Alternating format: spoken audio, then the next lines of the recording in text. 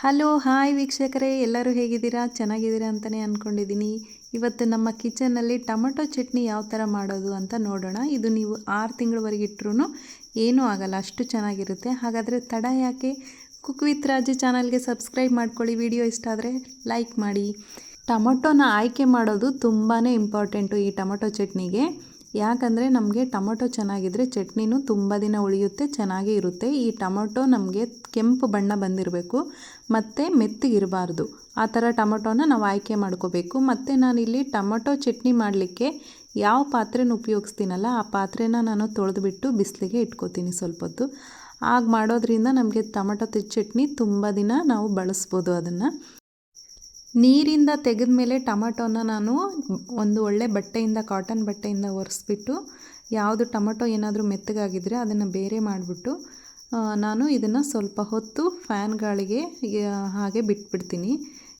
ನೀರಿನ ಅಂಶ ಇಲ್ಲದೆ ಥರ ನೋಡ್ಕೋಬೇಕು.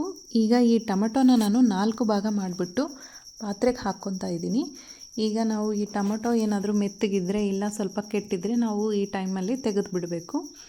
ಈಗ ನಾನು ಈ ಟೊಮಟೊ ಚಟ್ನಿ ಮಾಡಲಿಕ್ಕೆ ಏನೇನು ಪದಾರ್ಥಗಳು ಬೇಕು ಅನ್ನೋದನ್ನು ಹೇಳ್ತೀನಿ. ನಾವು 1 kg ಟೊಮಟೊ ತೊಗೊಂಡಿದ್ದೀವಿ ಅಂತಂದರೆ ಇದಕ್ಕೆ 100 ಗ್ರಾಮ್ ಖಾರ ಇಡಿಸುತ್ತೆ, 100 ಗ್ರಾಮ್ ಉಪ್ಪು ಮತ್ತು 100 ಗ್ರಾಮ್ ಬೆಳ್ಳುಳ್ಳಿ ನೀವು ಜಾಸ್ತಿ ಇಷ್ಟಪಡೋರಾದರೆ ಇನ್ನೂ ಜಾಸ್ತಿ ಹಾಕ್ಕೋಬೋದು. ಮತ್ತು ನಮಗೆ 4 ಸ್ಪೂನ್ ಸಾಸಿವೆ ಪೌಡ್ರು ಮತ್ತು 2 ಸ್ಪೂನ್ ಮೆಂತ್ಯ ಪೌಡ್ರ್ ಇಡಿಸುತ್ತೆ, ಒಂದು ಸ್ವಲ್ಪ ಅರಿಶಿಣ ಮತ್ತು ನಮಗೆ 300 ಗ್ರಾಮ್ ಎಣ್ಣೆ ಇಡಿಸುತ್ತೆ. ಈಗ ಎಲ್ಲ ಟೊಮಟೊ ಕಟ್ ಮಾಡ್ಕೊಂಡಿದ್ದಾಯಿತು. ಇದಕ್ಕೆ 2 ಸ್ಪೂನ್ ಎಣ್ಣೆ ಹಾಕಿಬಿಟ್ಟು ಸ್ಟವ್ ಮೇಲೆ ಇಡ್ತಾ ಇದ್ದೀನಿ. ಈಗ ನಾವು ಇದಕ್ಕೆ ಹುಣಸೆ ಹಣ್ಣು 100 ಗ್ರಾಮ್ಸ್ ಬೇಕಾಗುತ್ತೆ.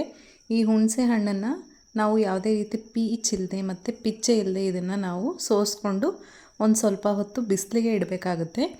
ನಾವು ಯಾವುದೇ ಉಪ್ಪಿನಕಾಯಿ ಮಾಡಿದ್ರೂ ನಾವು ಬಳಸೋ ಪದಾರ್ಥಗಳೆಲ್ಲ ನೀರಿನಾಂಶ ಇಲ್ಲದೆ ಥರ ನೋಡ್ಕೋಬೇಕು.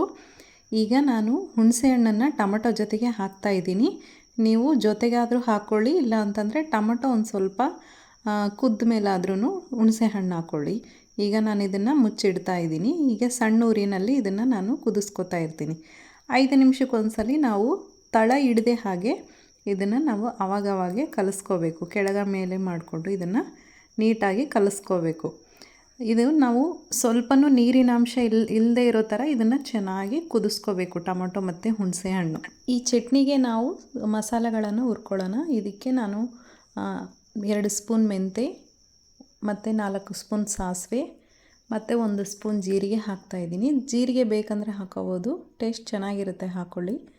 ಇದನ್ನು ನಾನು ಚಿಕ್ಕ ಉರಿನಲ್ಲೇ ಇದನ್ನು ಚೆನ್ನಾಗಿ ಹುರ್ಕೋತೀನಿ. ಇದನ್ನು ಹುರ್ಕೊಂಡು ತಣ್ಣಗಾದ್ಮೇಲೆ ನಾವು ಮಿಕ್ಸಿ ಮಾಡ್ಕೋಬೇಕು. ತಳ ಹಿಡಿದಂಗೆ ಇದನ್ನು ನಾವು ಆಗಾಗೆ ಕಲಿಸ್ಕೊತಾ ಇರಬೇಕು. ನೋಡಿ, ನೀರೆಲ್ಲ ಬಿಡ್ತಾ ಇದೆ. ಈ ನೀರಿನಾಂಶ ಎಲ್ಲ ಹೋಗಬೇಕು, ಅಲ್ಲಿವರೆಗೂ ಇದನ್ನು ನಾವು ಕುದಿಸ್ಕೋಬೇಕು. ಒಂದು 15 ನಿಮಿಷ ಆಗುತ್ತೆ ಎಲ್ಲ ಇದು ಕುದಿಯೋದ್ರೊಳಗೆ. ನೋಡಿ, ತಳ ಹಿಡಿಬಾರ್ದು ಇದು. ಈಗ ಈ ಮಸಾಲೆ ಎಲ್ಲ ತಣ್ಣಗಾಗಿದೆ. ಇದನ್ನು ನಾನು ಮಿಕ್ಸಿ ಮಾಡ್ಕೋತಾ ಇದ್ದೀನಿ. ತುಂಬ ಸಣ್ಣಗೆ ಮಿಕ್ಸಿ ಮಾಡ್ಕೋಬೇಕು. ನೋಡಿ ಎಷ್ಟು ಚೆನ್ನಾಗಿ ಕುದ್ದಿದೆ. ಇದು ಇನ್ನೊಂದು ಸ್ವಲ್ಪ ನೀರಿನಾಂಶ ಹೋಗಬೇಕು. ಈ ಹದಕ್ಕೆ ಬಂದರೆ ಸಾಕು. ನೋಡಿ ಇದನ್ನು ನಾನು ಗ್ರೈಂಡ್ರಿಗೆ ಹಾಕ್ತಾಯಿದ್ದೀನಿ. ನೀವು ಮಿಕ್ಸಿ ಆದರೂ ಮಾಡ್ಕೋಬೋದು. ಟೊಮಟೊ ಎಲ್ಲ ಬೇಗ ಮಿಕ್ಸಿ ಆಗುತ್ತೆ, ಗ್ರೈಂಡ್ರ್ ಕೂಡ ನಮಗೆ 5 ಮಿನಿಟ್ಸಲ್ಲೇ ಆಗುತ್ತೆ. ನಾನೀಗ ಅರ್ಧ ಬೆಳ್ಳುಳ್ಳಿನ ಗ್ರೈಂಡ್ರಿಗೆ ಹಾಕ್ತಾಯಿದ್ದೀನಿ, ಅರ್ಧ ಹಾಗೆ ಉಳಿಸ್ಕೊತಾ ಇದ್ದೀನಿ. ಎಲ್ಲ ಪದಾರ್ಥಗಳನ್ನು ನಾನು ಈಗ ಗ್ರೈಂಡ್ರಿಗೇ ಹಾಕ್ಬಿಡ್ತಾಯಿದ್ದೀನಿ. ಈಗ ನಾವೇನು ಮಿಕ್ಸಿ ಮಾಡ್ಕೊಂಡಿದ್ವಲ್ಲ ಅದನ್ನು ಹಾಕ್ತಾಯಿದ್ದೀನಿ. ಮತ್ತು ಇದಕ್ಕೆ ಖಾರ ಹಿಡಿಸೋಷ್ಟು ಖಾರ ಮತ್ತು ಉಪ್ಪು, ಅರಿಶಿಣನೂ ಈಗ ಗ್ರೈಂಡ್ರ್ ಮಾಡ್ಕೋಬೇಕಾದ್ರೇ ಹಾಕ್ತಾಯಿದ್ದೀನಿ. ಟೊಮೊಟೊ ಮತ್ತು ಹುಣಸೆ ಹಣ್ಣನ್ನು ನೀವು ಕುದಿಸ್ಕೋತಿರಲ್ಲ, ಅದನ್ನು ಪೂರ್ತಿ ನೀರಿನಾಂಶ ಹೋಗೋವರೆಗೆ ಕುದಿಸ್ಕೊಂಡ್ರೂ ಚಟ್ನಿ ಚೆನ್ನಾಗೇ ಬರುತ್ತೆ, ಗಟ್ಟಿಯಾಗಿ ಬರುತ್ತೆ. ಈಗ ನೋಡಿ, ನಾನು ಇದಕ್ಕೆ ಒಗ್ಗರಣೆ ಕೊಡಲಿಕ್ಕೆ ರೆಡಿ ಮಾಡ್ಕೋತಾ ಇದ್ದೀನಿ. ಈಗ ಇದಕ್ಕೆ 300 ಗ್ರಾಮ್ ಎಣ್ಣೆ ಹಾಕಿದ್ದೀನಿ, ಸಾಸಿವೆ, ಜೀರಿಗೆ. ಕೆಲವರು ಕಡಲೆಬೇಳೆ, ಉದ್ದಿನಬೇಳೆ ಹಾಕ್ಕೋತಾರೆ, ನಿಮಗೆ ಇಷ್ಟ ಇದ್ದರೆ ಹಾಕ್ಕೊಳ್ಳಿ.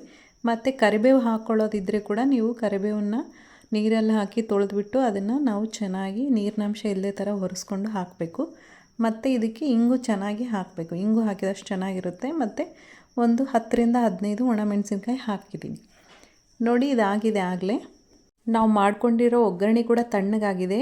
ಟೊಮಟೊ ಮತ್ತು ಹುಣಸೆ ಹಣ್ಣು ಕುದಿಸ್ಕೋತೀವಲ್ಲ, ಅದು ತಣ್ಣಗಾದ್ಮೇಲೆ ನಾವು ಮಿಕ್ಸಿ ಮಾಡ್ಕೋಬೇಕು.